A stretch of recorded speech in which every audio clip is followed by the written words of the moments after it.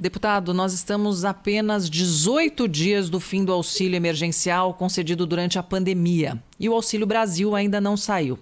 O auxílio emergencial ele vai ser prorrogado? Em caso afirmativo, a despesa ficaria dentro do teto de gastos ou a aprovação se daria por meio de novo crédito extraordinário, permitindo que essa despesa fique fora do teto, deputado? Veja, nós temos duas questões que são precedentes com relação a essa discussão. Uma é o imposto de renda, que foi aprovado pela Câmara com a criação dos dividendos e está no Senado Federal. Eu acredito que agora em outubro deva ter sua votação efetivada. O imposto de renda, ele serve de fonte para a criação do novo Renda Brasil, tá? Que vai dar um desafogo àqueles que estão muito abaixo da camada de pobreza, ali do nível mínimo, e que estão sofrendo bastante com esse momento inflacionário, que é mundial, não é brasileiro, ele é mundial. Então, nós temos que ter a aprovação do imposto de renda. A outra discussão que vai dar colchão para isso são os precatórios, que teríamos um prazo final mínimo ali do dia 6.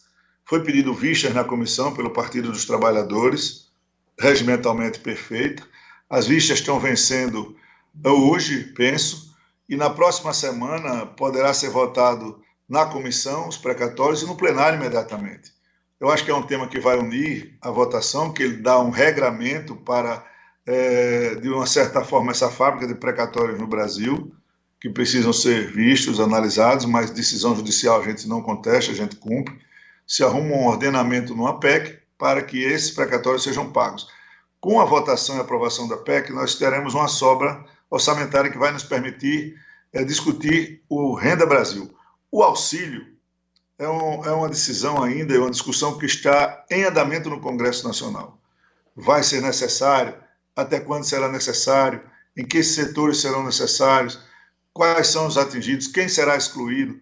Como é que fica essa questão de teto? A princípio, todas as discussões que nós tivemos com relação ao auxílio até então é dentro do teto. Nós temos um problema orçamentário sério, nós temos um excesso de arrecadação gigantesco, inclusive os governadores vão ter muitas dificuldades para prestar contas do dinheiro da educação, do gasto mínimo de 25%, com excesso de arrecadação nos estados e no governo federal, e nós temos um teto de gastos, que foi criado para um país que está em desenvolvimento, numa economia em crescimento, para demonstrar seriedade. Nós não podemos abrir mão de todos os francos, mas nós estamos com aquela escolha de Sofia, como atendermos a tantos brasileiros que estão em dificuldades no momento ainda de saída de pandemia, graças a Deus, saindo de maneira firme e progressiva, diminuindo casos e mortes, mas nós precisamos analisar. Não temos ainda uma decisão permanente, mas toda a tendência de todas as discussões que a Câmara fez é de se procurar maneiras de se acomodar legislativamente às despesas dentro do teto de gastos. Presidente, o senhor pessoalmente é favorável a uma revisão do teto de gastos? Não é uma revisão. Quando o teto de gastos foi aprovado, ele tinha alguns pilares. Ele tinha o pilar da reforma trabalhista, da reforma previdenciária, da reforma tributária e da reforma administrativa. Então, de lá para cá, nós fizemos duas e estamos com duas ainda, uma no meio do caminho. O Senado está andando agora com a PEC 110, que é do consumo. Nós aprovamos o IR, o Senado aprovou o passaporte tributário. Nós estamos ultimando as discussões internas na CBS, né, que é o PIS/COFINS. Nessa situação toda, faltam ingredientes para que o teto encontre uma situação estável. Porque, na realidade, o que nós precisamos no Brasil é de piso. Nós temos que discutir uma política orçamentária de piso de despesas para que nós tenhamos a garantia de que não precisamos de teto. Nenhum país grande, sério do mundo tem teto de gasto, mas aqui nós precisamos. Nós precisamos dar sinais externos e internos de respeito às despesas, por isso o teto, de que a máquina pública tenha as suas despesas contidas, que não haja excesso, que não haja peso em demasia para os contribuintes. Então, neste momento, o Brasil carece e precisa do respeito ao teto de gastos. Mas o futuro vai vir, nós vamos trabalhando para que a gente consiga implementar o piso de gastos, né? Se nós tivermos piso, nós não precisaremos de teto.